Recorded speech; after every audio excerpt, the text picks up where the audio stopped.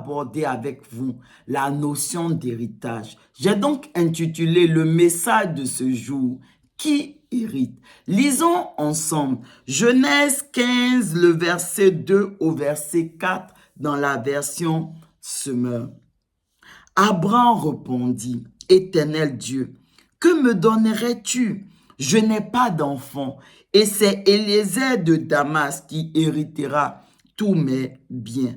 Ne m'as pas donné de descendance, poursuivit-il, et c'est un serviteur attaché à mon service qui sera mon héritier. Alors l'Éternel lui parla en ces termes. Non, cet homme-là ne sera pas ton héritier. C'est celui qui naîtra de toi, qui héritera de toi. Amen. Ces versets de Genèse 15 nous enseignent que le serviteur n'hérite pas. C'est le fils qui hérite. Et plus loin, le livre de Philippiens 2, le verset 5 au verset 11, continue dans cette même lancée en nous expliquant que si le fils hérite de son père, ce n'est pas parce qu'il est fils, non, mais c'est parce qu'il est serviteur, c'est parce qu'il sert son père et il sert son père dans la dimension du sacrificateur. Ça veut dire en payant un prix, en apportant non seulement son propre sacrifice, mais le sacrifice des autres, afin que son père soit élevé partout dans les nations au travers de sa vie. Donc, en d'autres mots, le fils hérite de son père, pas parce qu'il est fils, non, mais parce qu'il est serviteur et qu'il sert son père en tant que sacrificateur de son père. Amen. Et c'est exactement ce que notre Seigneur Jésus a fait. Ce livre de Philippiens 2, le verset 5 au verset 11 nous explique que Jésus, bien qu'égal à Dieu son Père, n'a pas regardé cela, cette égalité, comme une proie à arracher. Mais la Bible dit qu'il s'est humilié. Pour obéir à Dieu, il s'est humilié pour servir Dieu son Père. Il s'est humilié pour payer le prix, pour apporter non seulement son propre sacrifice, mais le sacrifice de tous les enfants de Dieu. De sorte que, au travers de sa vie, Dieu son Père soit élevé partout dans les nations. Amen. Et en le faisant, en agissant ainsi, Jésus a hérité de Dieu son Père. Et il a hérité de Dieu son Père en recevant le nom qui est au-dessus de tous les noms. De sorte que au nom de Jésus, tout genou fléchit dans les cieux, sur la terre, sous la terre. Amen. Et c'est pourquoi le livre de Philippiens 2 nous exhorte, nous aussi, à être animés des mêmes sentiments qui étaient en Jésus-Christ. Amen. Dans la parabole du fils prodigue, on voit que le fils prodigue, du fait de sa filiation avec cet homme, parce que cet homme-là, c'était son père dans cette parabole, il va donc réclamer à cet homme qui est son père sa part d'héritage parce qu'il était fils de ce monsieur-là.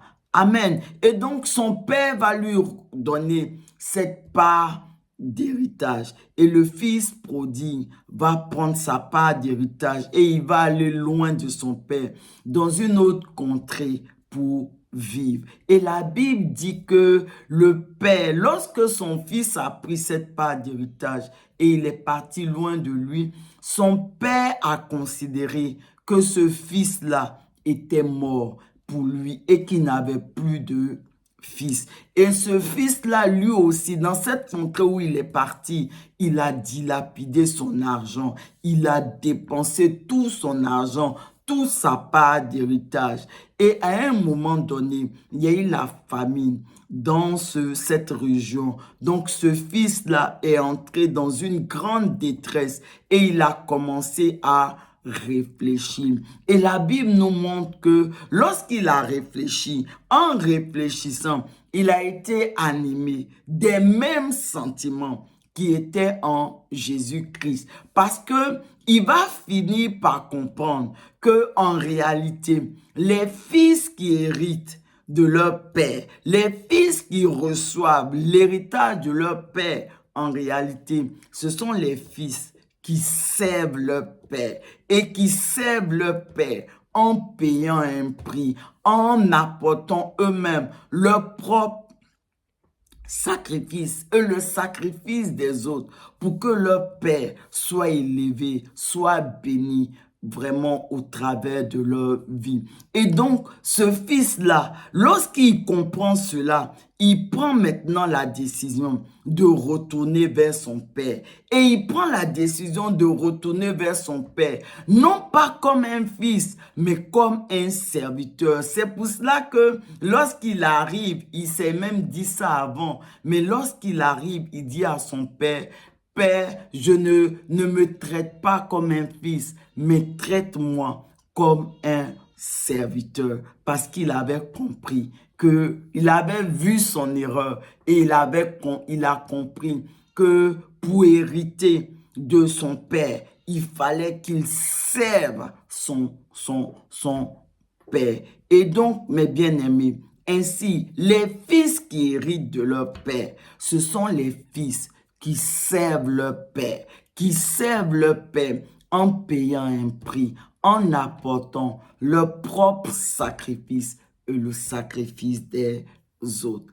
Amen. Les fils qui héritent de leur père, ce sont des fils sacrificateurs, des fils qui servent leur père en tant que sacrificateurs. Amen. Deutéronome 18, le verset 1, nous dit que les sacrificateurs, les Lévites, et bref, toute la tribu de Lévi n'a pas eu d'héritage en propre lors du partage de la terre promise, mais que leur héritage faisait partie de l'héritage de Dieu lui-même. Amen. Gloire à Dieu. Notre Dieu, il est le créateur de toutes choses. Et donc, l'héritage de notre Dieu est immense. C'est un héritage illimité. Les autres tribus d'Israël ont reçu des héritages en propre. Mais ces héritages-là, ce sont des héritages limités parce que on voyait que c'était un bout de terre, une région et tout. Mais concernant les sacrificateurs, les Lévites, toutes les personnes qui servent l'Éternel des armées, qui servaient Dieu, la Bible dit que leur héritage faisait partie de l'héritage de Dieu lui-même. Leur héritage était intégré dans l'héritage de Dieu lui-même. Waouh! Gloire à Dieu! Et donc, on comprend que ces sacrificateurs, ils ont un héritage illimité comme Dieu lui-même. Et cela, on peut aussi le voir dans la parabole du fils prodigue. Souvenez-vous, dans la parabole du fils prodigue, lorsque le fils prodigue est rentré chez son père, revenu vers son père, la Bible dit que le père a fait une fête. Il a tué le veau gras. Et pendant qu'ils étaient en train de faire la fête, le fils aîné de ce monsieur, donc le grand frère de ce fils prodigue, va rentrer des champs parce que lui, il travaille, il aide son père, il se sacrifie et tout. Et quand il entend tous les bruits, la musique et tout, il appelle un serviteur qui lui explique que son frère qui était parti est revenu et que son père a tué le veau gras. Et ils sont donc en train de faire la fête pour célébrer la venue de son frère. Il s'est donc mis en colère parce qu'il ne comprenait pas que toujours il était au service de son père et à aucun moment son père n'a tué le veau gras pour lui faire plaisir ou alors pour qu'il aille jouer même avec ses amis. La Bible dit que le père est sorti de la fête et il est venu pour parler à son fils. Et c'est en Luc 15, le verset 31. Et il dit, mon enfant, lui dit le Père, tu es toujours avec moi et tout ce que j'ai est à toi. Gloire à Dieu. Cette personne à qui le Père dit ça, c'est le fils aîné.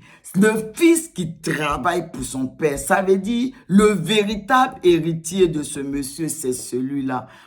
Et à celui-là, écoutez ce que le Père dit. Le Père dit, tout ce qui est à moi est aussi à toi.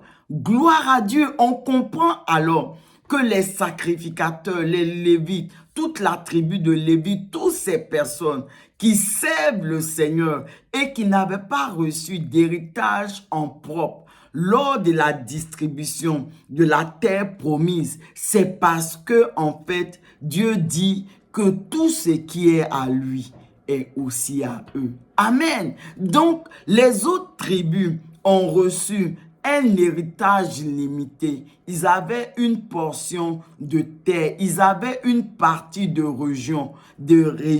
Mais les serviteurs de Dieu, mais les sacrificateurs, les Lévites, la tribu de Lévi, la Bible dit que Dieu leur dit, tout ce qui est à moi est aussi à vous.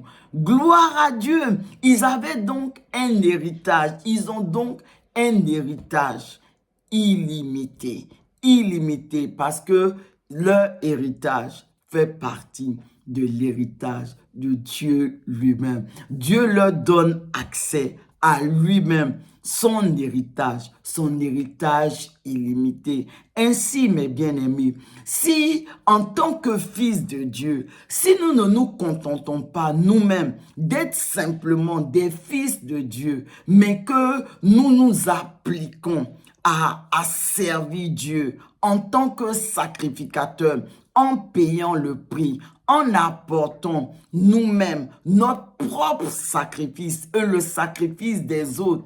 Et en ce moment-là, à nous aussi, Dieu dit cette phrase, que tout ce qui est à lui est aussi à nous. Et donc, si nous ne nous contentons pas d'être des fils, d'être des filles, mais qu'en plus, nous sommes sacrificateurs devant l'Éternel. Nous servons l'Éternel. Vraiment, en tant que sacrificateurs, Dieu nous dit en ce moment-là aussi que tout ce qui est à lui est aussi à nous. Nous avons part à l'héritage de Dieu, à cet héritage illimité de Dieu. Gloire à Dieu. Tout ce qui est à Dieu est aussi à nous. Élevons la voix, mes bien-aimés, et prions ensemble. Ô Seigneur Jésus, en ce jour encore, je veux te dire merci parce que tu as fait de moi ta fille. Et alors que je te prie, au nom puissant de Jésus, fortifie-moi à être animé des mêmes pensées qui étaient en Jésus-Christ, de sorte que je ne puisse pas me contenter simplement d'être ta fille, mais que je te serve en tant que sacrificateur, en payant le prix et en apportant non seulement mon propre sacrifice, mais aussi le sacrifice des autres, afin que, Éternel des armées, où tu sois visible partout dans les nations au travers de ma vie. Et qu'ainsi, comme tu l'as dit, conformément à ta promesse, je puisse recevoir ton héritage, que tout ce qui est à toi soit également aussi à moi. Vraiment, merci Seigneur, de ce que tout ce qui est à toi est aussi à moi. Amen.